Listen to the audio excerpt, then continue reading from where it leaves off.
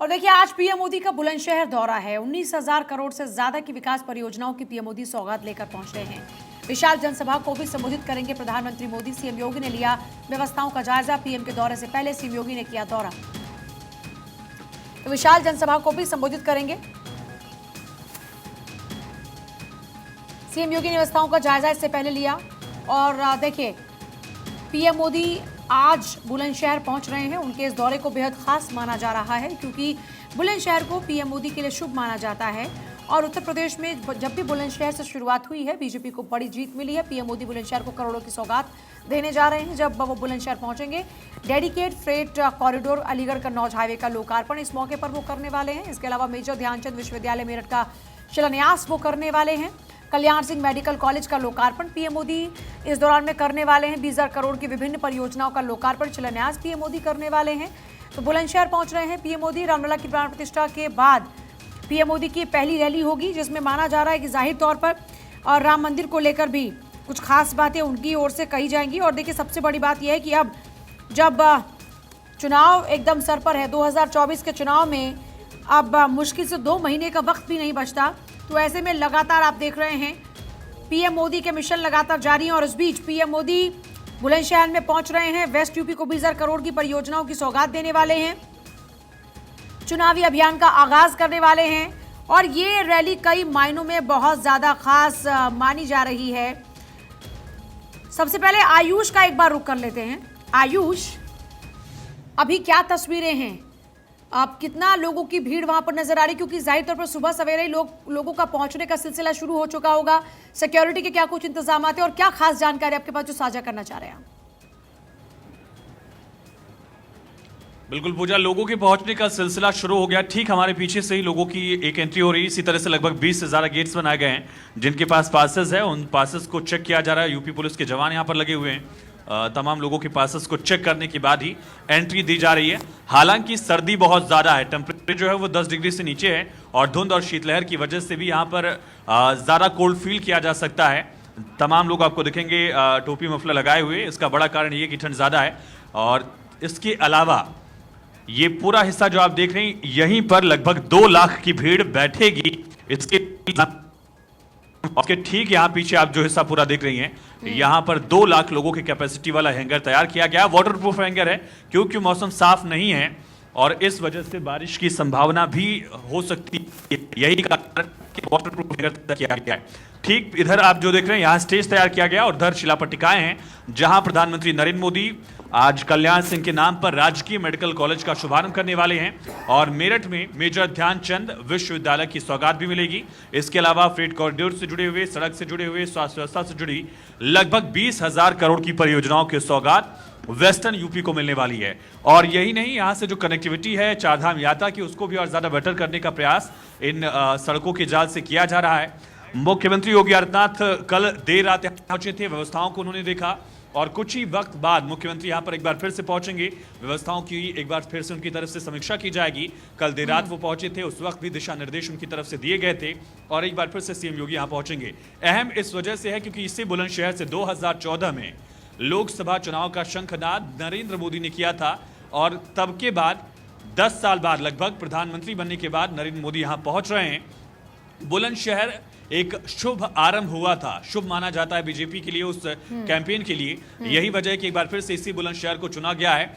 यहाँ की 7 की 7 विधानसभा सीटें बीजेपी के खाते में हैं। इसी तरह से जो लोकसभा सांसद हैं वो भी बीजेपी के पाले में हैं। लेकिन इस सीट के अलावा जो आसपास का पूरा पश्चिमी उत्तर प्रदेश का इलाका है, वहां बीजेपी को 2014 की तुलना में 2019 में लगभग 7 लोकसभा सीटों का नुकसान हुआ था। और यही वजह है कि बीजेपी अपने इन सीटों के आंकड़े को एक बार फिर से 70 पार करने के प्रयास में पूजा खुद नरेंद्र मोदी ने यहां मोर्चा संभाला है और आज बीजेपी शंखनाद कर रही है लोकसभा चुनाव कैंपेन का। मुरादाबाद मंडल में नुकसान हुआ। इसके अलावा यहां पर पश्चिम उत्तर प्रदेश में 7 सीटों पर और नुकसान हुआ, जिसका जिक्र आपने भी किया। इस बार कल्याण सिंह के नाम पर, विकास परियोजनाओं के नाम पर और राम मंदिर के नाम पर क्या लग रहा है कि जादू चलने वाला है? क्योंकि यहाँ पर बसपा का भी अपना अच्छा खासा वर्चस्व है। पिछली बार समाजवादी पार्टी, बसपा, आरएलडी ने महागठबंधन बनाकर चुनाव लड़ा था। हालांकि सपा को बहुत ज़्यादा फायदा नहीं हुआ, बसपा फायदे में रही। हालांकि अब भले ही मायावती ये कितना ही कहती रही कि उनको नुकसान हुआ गठबंधन में रहने का। अभी क्या नजर आ रहा है क्या मजबूत नजर आ रही है बसपा या फिर बीजेपी का पलड़ा वहां पर इस वक्त भारी नजर आ रहा है? देखिए साल दर साल जो है वो वोट प्रतिशत बसपा का गिरा। छोटे छोटे से बच्चे हैं, अगर उनसे हम बात कर पाएं बिल्कुल किस तरह से छोटे जो बच्चे हैं वो भी तैयार होकर आए हैं। क्या नाम आपका? नाम क्या है? नव्या। क्या किस रूप में आई हैं, क्या बनकर आई हैं? राधा। राधा बनकर आई हैं। अच्छा, आप लोग क्या बनकर आए हैं? कृष्ण। कृष्ण जी बनकर आए हैं। आप? कृष्णा जी। कृष्णा जी। तो देखिए छोटे छोटे जो बच्चे हैं वो भी अलग अलग रूप में आए हैं यहाँ पर, और ये एक धार्मिक भावना है जो जुड़ी हुई है, और जिसका जिक्र पूजा आपने भी किया कि भगवान राम की लहर में यहाँ बीजेपी को उम्मीदें ज्यादा हैं। उस पूरे वेस्टर्न यूपी की बात की जाए, मुरादाबाद का आपने जिक्र किया, वहां पर सपा के सांसद जीते थे। इसी तरह से शामली सीट जो है वहां पर बीजेपी को नुकसान हुआ था, संभल में बीजेपी को नुकसान हुआ, बिजनौर में नुकसान हुआ, नगीना में बीजेपी हारी, अमरोहा बीजेपी हारी। ये पश्चिमी उत्तर प्रदेश के वो इलाके हैं जहां पर मुस्लिम लगभग 20% से ज्यादा है। इस पूरे बेल्ट में भी पश्चिम उत्तर प्रदेश की अगर बात की जाए, on an average her seat पर लगभग 23% मुसलमान हैं। वो बड़ा फैक्टर है जिसकी वजह से बीजेपी चिंतित है, लेकिन बीजेपी को उम्मीद उन पिछड़े वोटर से भी है जिनके जरिए कल्याण सिंह के नाम के साथ बीजेपी हिंदुत्व की लहर में भी आगे बढ़ने का प्रयास कर रही है। और कल्याण सिंह का नाम इस वजह से है क्योंकि लोधी वोटर्स की संख्या पश्चिमी उत्तर प्रदेश में लगभग 6% है। कल्याण सिंह लोध जाति के सबसे बड़े नेता रहे हैं देश के अपने समय में, और उनके बेटे और पोते दोनों उत्तर प्रदेश सरकार में, पोते दरअसल उनके उत्तर प्रदेश सरकार में मंत्री, और उनके जो बेटे हैं वो लोकसभा के सांसद हैं। तो बीजेपी संदेश देने की कोशिश भी करे कि हम लोध समाज को प्रतिनिधित्व देते हैं। इसके अलावा भगवान राम की अगर बात की जाए तो कल्याण सिंह का वहां पर भी नाम जुड़ता है। जब ढांचा गिरा तो मुख्यमंत्री थे, उनकी सरकार बर्खास्त हुई थी, और यही तमाम समीकरण हैं जिसके सहारे बीजेपी को उम्मीद है 22 तारीख को प्राण प्रतिष्ठा हुई भगवान श्री राम की, और आज 25 तारीख को उत्तर प्रदेश में फिर से प्रधानमंत्री पहुंच रहे हैं। चुनावी आगाज एक तरह से हो जाएगा यहीं से, और ये भी एक बड़ा फैक्टर है कि प्रधानमंत्री नरेंद्र मोदी देश के उन तमाम हिस्सों में आयुष एक एक चीज रैलियां बताइएगा, कम से कम तीन कर चार चुके जातियां यहाँ पर होंगे बड़ा जब तक काम चुनाव करती की नजर अधिसूचना आती जारी हैं। होगी। शेड्यूल्ड कास्ट हो, मुस्लिम वोट बैंक हो, राजपूत समाज हो, ब्राह्मण समाज हो, ये 3-4 ऐसे वोट बैंक है जो यहाँ पर बहुत ज़्यादा इंपॉर्टेंट रोल प्ले करते हुए नजर आते हैं। आपको क्या आभास हो रहा है, क्या राम मंदिर के नाम पर ये जो जातियों में वर्गीकरण रहा है, क्या वो वर्गीकरण खत्म होता हुआ नजर आ रहा है? देखिए बीजेपी की कोशिश यही है, और इसके उलट ठीक समाजवादी पार्टी जो सेकंड लार्जेस्ट पार्टी है उत्तर प्रदेश में, उसका ये प्रयास है कि अलग अलग जातियों के जो वोटर हैं वो अपनी जाति के हिसाब से वोट करें। यही वजह है कि विपक्ष लगातार जाति जनगणना का मुद्दा और इस तरह के सर्वेस को लेकर मुद्दा बनाता रहा। लेकिन बीजेपी चाहती है कि राम मंदिर के नाम पर, भगवान राम के नाम पर, सनातन धर्म के नाम पर हिंदू वोटर्स एकजुट रहें, क्योंकि कई ऐसी सीटें हैं जहां पर बीजेपी को मुस्लिम बहुल सीटों पर भी जीत मिलती है। सहारनपुर में देवबंद सीट है, वहां से कुंवर ब्रजेश सिंह बीजेपी के विधायक है, वो देवबंद जैसी सीट पर भी चुनाव जीतते हैं जहां से 30% से ज्यादा मुसलमान। उसका बड़ा कारण यह है कि दूसरी पार्टियों के मुस्लिम उम्मीदवारों में वोट बढ़ता है, और यही उम्मीद बीजेपी को एक बार फिर से इस वजह से है क्योंकि 2019 में मुस्लिम वोट एक साथ गया दरअसल गठबंधन को, सपा और बसपा के। ठीक वही लड़ाई 2022 में दिखी, अखिलेश यादव की पार्टी का वोट परसेंटेज बढ़ा और समाजवादी पार्टी भी 100 सीटों के पार हुई क्योंकि मुस्लिम समुदाय ने उस समाजवादी पार्टी को एक साथ वोट दिया। लेकिन अब 24 में समीकरण अलग हैं। भले ही कांग्रेस, आरएलडी और समाजवादी पार्टी एक साथ चुनाव लड़ने की बात कह रही है, लेकिन बसपा इस कोalition में नहीं है, और बसपा जब भी चुनाव लड़ती है मुस्लिम इलाकों में तो उसमें वोट जो है वो डिवाइड होता है। हमने देखा है आजमगढ़ में जो पारंपरिक तौर पर समाजवादी पार्टी की सीट है, वहां से बसपा के प्रत्याशी उतरे थे गुड्डू जमाली, और उनकी वजह से समाजवादी पार्टी के प्रत्याशी धर्मेंद्र यादव कुनबे के एक बड़े चेहरे हैं, उनको शिकस्त झेलनी पड़ी थी। जिस सीट से कभी मुलायम सिंह यादव जैसे नेता लोकसभा सांसद थे, उस सीट को वो रिप्रेजेंट कर रहे थे, और वहां पर बीजेपी के निरहुआ जीत जाते हैं।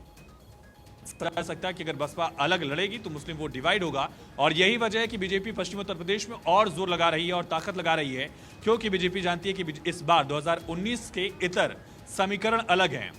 इंडिया कोलिशन भले हो यूपी में, जो एक भी लोकसभा सांसद जिसके पास सीटें विधानसभा में जरूर बढ़ी हैं, लेकिन उनके पास लोकसभा में सांसद नहीं है। लेकिन यहाँ पे एक और चीज हम देख रहे हैं, कांग्रेस संगठनात्मक तौर पर अभी वहां पर अच्छी स्थिति में नहीं है। पिछली बार अजय कुमार लल्लू फिर भी थोड़ा एक्टिव रहा करते थे, लेकिन इस बार तो संगठनात्मक तौर पर वो एक्टिविटीज भी नजर नहीं आ रही हैं। समाजवादी पार्टी अपने स्तर पर थोड़ा बहुत प्रयास करती नजर आ रही है, बसपा अब भी अपने संगठन पर काम करने में दूर नजर आ रही है। हालांकि उत्तराधिकारी घोषित कर दिया, इससे पार्टी की बात नहीं बनने वाली। अगर मोटे तौर पर देखा जाए तो अभी एक्टिव पार्टी के तौर पर भी क्या बीजेपी ही सिर्फ नजर आ रही है वहां पर अभी, क्योंकि आप जमीन पर हैं तो मुझे लगता है आप बेहतर तरीके से आंक सकते हैं इस बात को।